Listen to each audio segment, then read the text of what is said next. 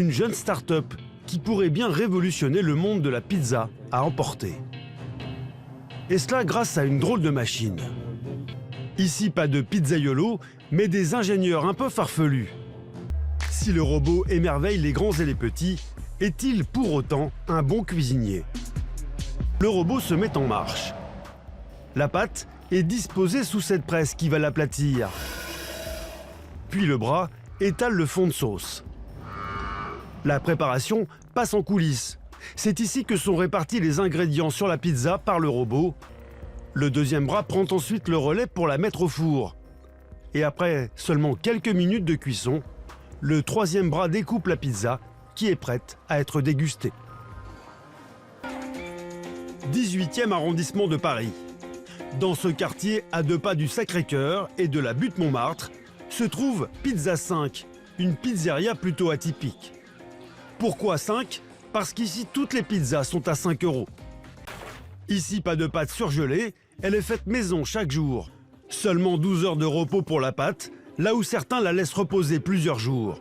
Mais à part ça, on retrouve la plupart des ingrédients proposés par la concurrence. Si Wissem a misé sur la guerre des prix, il n'est désormais plus le seul. Les pizzas à 5 € fleurissent dans toute la capitale. Mais que valent vraiment ces nouveaux acteurs du marché ? Pour le savoir, nous avons fait appel à un maître incontesté. Paris dans le 11e arrondissement, non loin de la place de la République.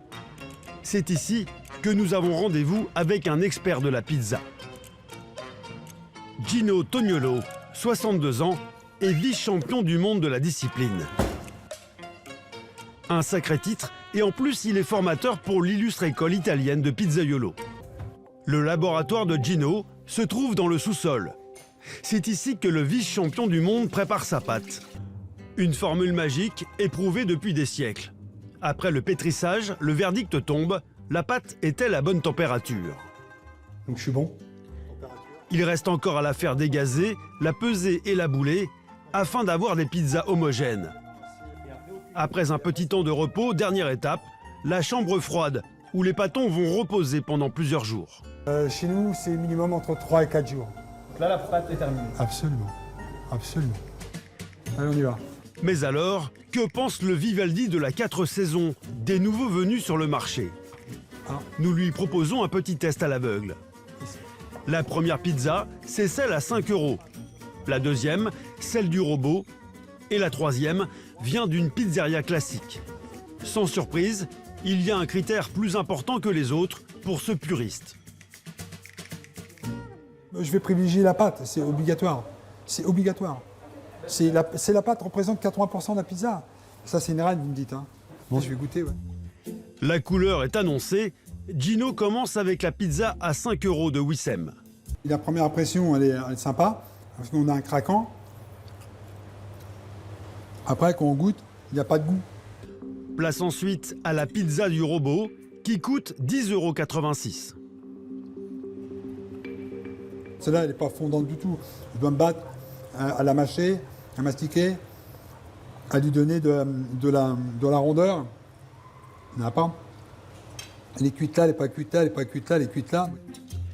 Gino ne mâche pas ses mots. Dernière à passer sous le palais du maître, la pizza achetée dans un restaurant italien classique qui nous a coûté 12 €. Ça est carrément sèche.